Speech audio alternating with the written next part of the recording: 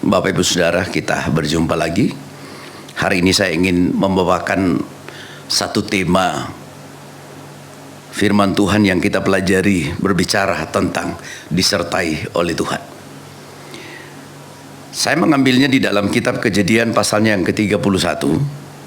Kita akan mulai bacakan mulai dari ayat yang pertama, kedua, dan ketiga.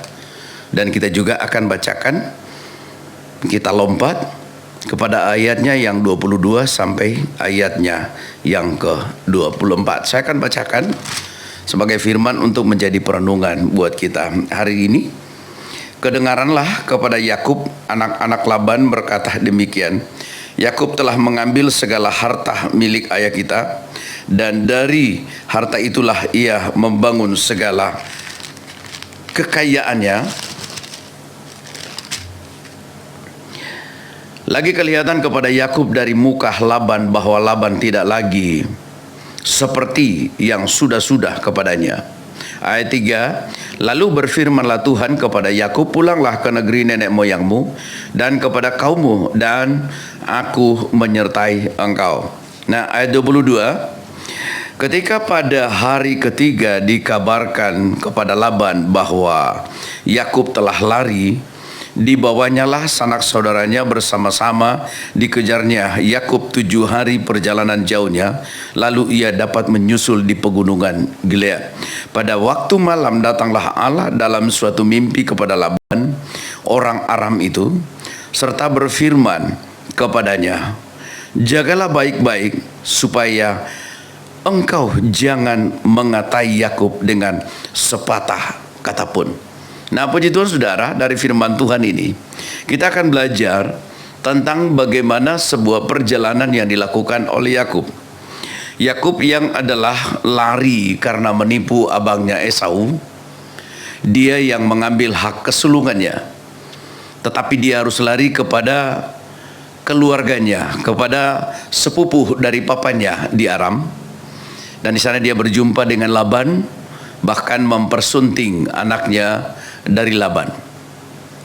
Suatu malam ketika Yakub harus jatuh cinta kepada Rahel, dan diadakanlah pesta malam itu, sehingga terjadi perkawinan di saat menjadi tradisi yang ada di Timur Tengah bahwa yang menikah, ya para perempuan harus menggunakan yang namanya cadar, dan wajah mereka cukup kelihatan mata dan tidak kelihatan wajahnya, hanya mata saja.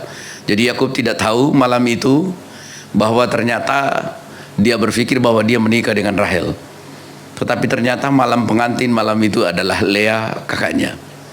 Di waktu pagi ketika Yakub bangun, dia melihat ternyata istri yang menikah dengannya malam itu bukan Rahel yang dia cintai, tetapi dia melihat ternyata itu Lea. Lalu berkatalah Yakub kepada Laban, apa yang engkau perbuat kepadaku? Saya langsung menyadari bahwa Yakub seorang penipu. Nah, karena dia menipu abangnya, dan dalam perjalanannya juga di rumah Laban, ternyata juga Yakub harus menuai apa yang dia tabur. Dia menipu, maka dia menuai tipuan. Nah saudara, firman Tuhan ini mengajar kepada kita supaya kita mengerti bahwa sebetulnya latar belakang dari Yakub ini ada banyak hal tentang kekurangannya. Bahkan dia harus pergi mendengarkan firman Tuhan, mendengarkan suara Tuhan. Karena Yakub sudah tidak lagi mulai disukai oleh ipar-iparnya, oleh mertuanya. Jadi Tuhan berkata kepada Yakub, dia harus kembali ke daerahnya. Yakub tidak lagi harus menggunakan yang sifatnya yang namanya penghormatan terhadap mertua, keluarga. Yakub tidak pamitan, langsung berjalan. Tetapi perhatikan saudara, yang menjadi tema kita hari ini adalah belajar tentang bagaimana seseorang disertai oleh Tuhan. Nah, Yakub itu disertai oleh Tuhan, dan mungkin menjadi pertanyaan bagi kita, kalau orang yang disertai Tuhan, pasti kehidupannya itu luar biasa. Hari-harinya dia tidak pernah mengalami kekurangan. Namun yang menjadi pembelajaran buat kita hari ini adalah Yakub yang penuh dengan kekurangannya, namun janji Tuhan bahwa kalau dia menyertainya, maka Tuhan tetap menyertai. Tetapi apakah dari setiap kekurangan, kelemahan, kesalahan yang Yakub lakukan bahwa dia tidak mengalami tuaian dari perbuatannya? Tidak, saudara. Ya, Tuhan kita itu adalah Tuhan yang setia dan adil. Bahwa siapapun yang berbuat salah, Tuhan tetap menghukum kita. Namun janji Allah, kalau engkau dipanggil, kalau Tuhan memanggil hidupmu, kalau Tuhan berjanji untuk menyertai hidupmu, kemanapun engkau, Tuhan tetap menyertai hidupmu. Sekalipun dari setiap kesalahan yang kita buat, proses Tuhan tetap jalan. Karena Tuhan tidak akan pernah membiarkan sebuah kesalahan dilewatkan dari hidup kita tanpa mengalami sebuah pemrosesan dalam hidup kita. Nah, kenapa? Namanya kita salah pasti ditegur, namanya kita berbuat dosa pasti kita ditegur, pasti kita dihajar. Dan mengikut Tuhan, saudara, ya tidak gampang seperti yang kita pikirkan. Mungkin kita berkata bahwa sehitam apapun masa lalu kita, ketika di dalam Tuhan, ya kita ya terbebas dari semuanya. Saya memberitahu Tuhan mengampuni dosa kita. Tetapi apa yang kita buat, saudara, ya tetap kita mengalami yang namanya konsekuensi. Tuhan tetap memproses hidup kita. Ya, Tuhan bukan hanya sekedar untuk tempat kita berlari, tetapi Yesus mengampuni dosa kita, menyelamatkan kita. Namun, ya, firman Tuhan yang lain berkata bahwa apabila engkau menghendaki seperti yang engkau ingini, maka perbuatlah lebih dahulu kepada orang lain, supaya orang lain dapat berbuat seperti yang kita mau di dalam hidup kita. Jadi ini adalah cara hidup, saudara. Bagaimana hidup disertai oleh Tuhan. Nah, perhatikan di dalam ayat yang ke-22, 23 dan 24. Firman Tuhan berkata seperti ini. Ketika pada hari ketiga dikabarkan kepada Laban bahwa Yakub telah lari, dibawanyalah sanak saudaranya bersama-sama. Dikejarnyalah Yakub 7 hari perjalanan jauhnya. Lalu ia dapat menyusulnya di pegunungan Gilead. Pada waktu malam datanglah Allah dalam suatu mimpi kepada Laban, orang Aram itu, serta berfirman kepadanya, jagalah baik-baik supaya engkau jangan mengatai Yakub dengan sepatah kata pun. Kalau dilihat dari secara manusia, rasa hormat dari Yakub ke Laban mertuanya, Yakub sebetulnya melanggar satu hukum, ya, karena tidak menghargai orang lain, tidak pamitan, tidak menghormati mertuanya. Karena Yakub langsung pergi tanpa memberitahu, sehingga Laban begitu sangat marah untuk mengejar. Karena apapun, Laban tetap memperhatikan kedua anaknya dan cucu-cucunya. Secara manusia dia orang tua, merindukan ada pamitan yang baik-baik. Tetapi apa yang dilakukan oleh Yakub? Yakub tidak memberitahu. Nah, kalau dilihat dari sisi kemanusiaan kita, sebetulnya Yakub memiliki karakter yang tidak begitu bagus. Karena tidak menghormati orang yang lebih tua, tidak menghormati mertuanya. Nah, ini satu tindakan yang salah. Tetapi di dalam kesalahan Yakub, janji Tuhan tetap digenapi. Tuhan berkata kepada Yakub sebelumnya, pulanglah, aku akan menyertai engkau. Nah, maksud dari penyertaan Tuhan kepada Yakub adalah bahwa Tuhan tidak mengizinkan siapapun menyentuh, bahkan membunuh, bahkan marah kepada Yakub. Nah, kenapa? Karena di dalam diri Yakub ada penyertaan Tuhan. Jadi di bagian ini, saudara, saya ingin mengajak kita supaya kita memahami bahwa ketika kita disertai oleh Tuhan, perhatikan sekali lagi, setiap kita, setiap manusia, ketika disertai oleh Tuhan, maka apa yang Tuhan kerjakan? Tuhan tidak akan pernah menghendaki siapapun, apapun, penyakit, maut, masalah, bahkan orang bisa membunuh kita, tidak akan pernah diizinkan oleh Tuhan. Nah, kenapa? Karena Tuhan menyertai kita. Nah, Tuhan yang menyertai Yakub. Nah, kenapa Yakub itu betul-betul dilindungi, sekalipun secara manusia Yakub sebetulnya melakukan banyak kesalahan? Karena di dalam diri Yakub ada janji Tuhan. Nah, kalau Tuhan berjanji ke kita, bahwa Dia menyertai, Dia memberkati, Dia melindungi, Dia penolong, Dia menyediakan segala sesuatu yang kita butuhkan. Saya percaya hal ini bukan hanya sebuah cerita, tetapi Tuhan kalau sudah berjanji, Tuhan juga yang akan menggenapinya di dalam hidup kita. Bapak, Ibu, Saudara, pemirsa, saat ini juga saya tetap berbicara, membawa kita kepada pengenalan yang benar akan firman Tuhan. Tuhan berfirman kepada Laban, hati-hati jangan sampai engkau berkata-kata yang salah terhadap Yakub. Karena di ayat firman Tuhan yang lain bahwa tidak ada mantra-mantra yang mempan kepada Yakub. Tidak ada kutuk yang mempan kepada Yakub. Hal yang sama ketika kita memiliki Kristus di dalam hidup kita. Silakan orang mencaci maki kita, silakan orang membenci kita, silakan orang menceritakan hal-hal yang jelek kepada kita, silakan orang mengutuk kita, silakan orang bahkan menyantet kita, silakan orang berniat untuk membunuh kita. Saya memberitahu, ya, Tuhan yang menolong Yakub, Tuhan yang menyertai Yakub adalah Tuhan yang sama yang menyertai hidup, ya, saudara dengan saya. Tuhan yang menyertai hidup kita.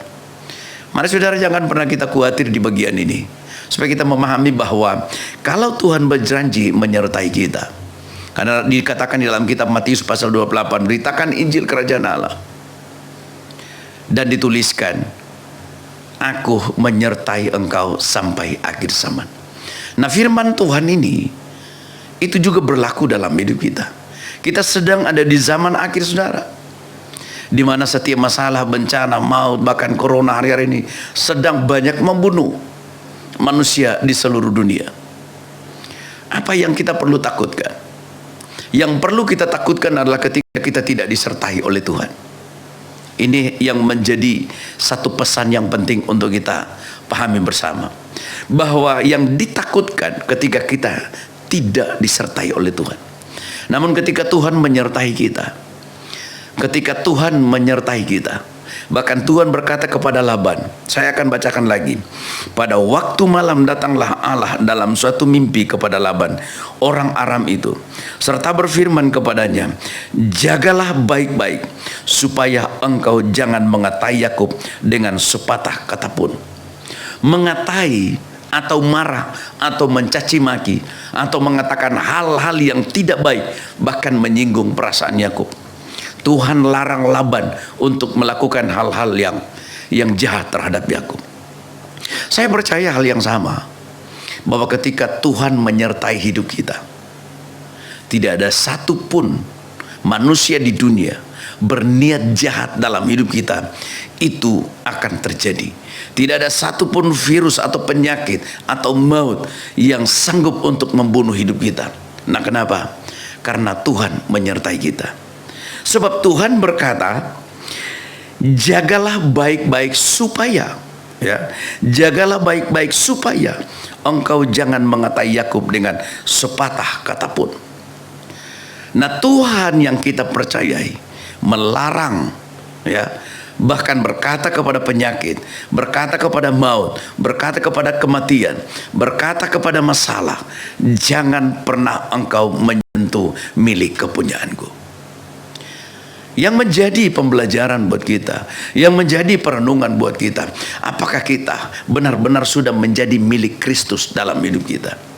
Apakah kita sudah menjaga kehidupan kita sesuai dengan apa yang Tuhan firmankan? Karena firman Tuhan berkata, tunduklah kepada firman Allah dan lawanlah iblis, maka iblis akan lari daripadamu. Saudara, yang menentukan kita tunduk kepada firman, kebenaran yang ada di dalam Alkitab ini, kita perlu tunduk, artinya melakukan apa yang diperintahkan tanpa berbantah-bantah dengan Tuhan. Sekali lagi, disertai oleh Tuhan bukan berarti Yakub tidak mengalami tantangan. Yakub tetap berhadapan dengan Laban. Laban bisa berbuat marah-marah, tetapi Laban tidak dapat berbuat lebih kepada Yakub. Kenapa? Karena Tuhan yang melarangnya. Seperti dikatakan, ya, Laban kepada Yakub. Berkatalah Laban kepada Yakub, apakah yang kau perbuat ini? Maka engkau mengakali aku dan mengangkut anak-anakku perempuan sebagai orang tawanan? Mengapa engkau lari diam-diam dan mengakali aku? Mengapa engkau tidak memberitahu kepada aku supaya aku mengantarkan engkau dengan sukacita dan nyanyian, dengan rebana dan kecapi? Lagi pula engkau tidak memberikan aku kesempatan untuk mencium cucu-cucuku laki-laki dan anak-anakku perempuan. Memang bodoh perbuatanmu itu. Aku ini berkuasa untuk membuat jahat kepadamu. Tetapi Allah ayahmu, perhatikan ayat firman Tuhan ini. Tetapi Allah ayahmu telah berfirman kepadaku tadi malam, jagalah baik-baik, jangan engkau mengatai Yakub dengan sepatah kata pun. Laban menyadari, secara manusia Laban sangat marah. Tetapi karena Tuhan telah berfirman kepada Laban, jangan engkau mengatai apa-apa kepada Yakub, maka Laban tidak dapat berbuat apa-apa. Saya ingin menggambarkan tentang Laban. Ini berbicara tentang keadaan dunia. Siapapun lawanmu, musuhmu, siapapun orang yang berniat jahat di dalam hidupmu, saya memberitahu ketika engkau disertai oleh Tuhan. Perhatikan, ketika engkau disertai oleh Tuhan, mau masalah, orang mengutuk kita, orang merencanakan yang jahat seperti pengakuan Laban ya kepada Yakub, namun dia tidak dapat berbuat apa-apa karena Tuhan kita adalah Tuhan yang telah mencegat, jangan engkau mengapa-apakan dia. Maksud saya bahwa ketika kita disertai oleh Tuhan, ketika kita disertai oleh Tuhan, saya percaya apapun bencana di dunia ini, Tuhan yang kita percaya, dia adalah Tuhan yang menjaga, Tuhan yang melarang, Tuhan yang membentengi kita, Tuhan yang menjaga kita. Bahkan Tuhan yang akan berkata, hai maut, jangan engkau menyentuh milik kepunyaanku. Hai virus, jangan engkau menyentuh milik kepunyaanku. Hai kutuk, hai masalah, hai penyakit, hai kemiskinan, hai kegagalan, jangan pernah engkau menyentuh milik kepunyaanku. Karena Tuhan yang berkuasa atas segala sesuatu. Saya percaya saudara, Tuhan yang sama yang kita percayai, ingat bahwa ketika engkau disertai oleh Tuhan, ketika engkau disertai oleh Tuhan, apapun bencana sedang terjadi hari-hari ini, Tuhan yang kita percayai, Tuhan yang akan menghalanginya, memerintahkan mereka untuk tidak dapat menyentuh hidupmu. Jadi jangan pernah kita khawatir dengan apapun. Namun pesan dari firman Tuhan bagian terakhir ini berkata, jangan pernah engkau jauh daripada Tuhan. Tuhan yang akan menyertai kita. Tuhan menyertai Yakub karena Yakub mengikuti perintah Tuhan. Tetapi ketika engkau berjalan sendiri tanpa perintah Tuhan, Tuhan tidak akan pernah menyertai kita. Mungkin diukur dari sisi aturan dunia, aturan kemanusiaan. Apa yang dilakukan oleh Yakub? Yakub melanggar etika, rasa untuk menghormati orang tua, bahkan mertuanya. Tetapi Yakub melakukan perintah Tuhan. Seperti di ayatnya yang ketiga, di pasal 31 berkata seperti ini. Lalu berfirmanlah Tuhan kepada Yakub, pulanglah ke negeri nenek moyangmu dan kepada kaummu, dan aku akan menyertai engkau. Maka Yakub bertindak tanpa meminta persetujuan, tanpa meminta apapun perkataan orang lain, bahkan mertuanya sekalipun. Dilihat dari, perhatikan, dari etika kemanusiaan, Yakub melanggar. Tetapi dilihat dari ketaatan Yakub, Yakub taat kepada Tuhan. Ini satu nilai kebenaran yang perlu kita mengerti, pahami bersama, bahwa ketika Yakub bertindak sesuai dengan apa yang Tuhan perintahkan, maka Tuhan dikatakan menyertai Yakub. Andai Yakub bertindak di luar dari perintah Tuhan, saya jamin, saya percaya bahwa Tuhan tidak akan pernah menyertai Yakub. Jadi firman Tuhan ini membawa kita bahwa untuk dapat disertai oleh Tuhan, ya, untuk dapat disertai oleh Tuhan dibutuhkan ketaatan. Nah, puji Tuhan saudara, firman ini sekali lagi saya mengatakan, untuk dapat disertai oleh Tuhan dibutuhkan ketaatan. Ketaatan yang kita lakukan membawa hati Tuhan bersama-sama dengan kita. Dan akhirnya, di mana Tuhan menyertai kita, Dia menjadi pelindung kita. Di mana Tuhan menyertai kita, Dia menjadi pembela bagi kita.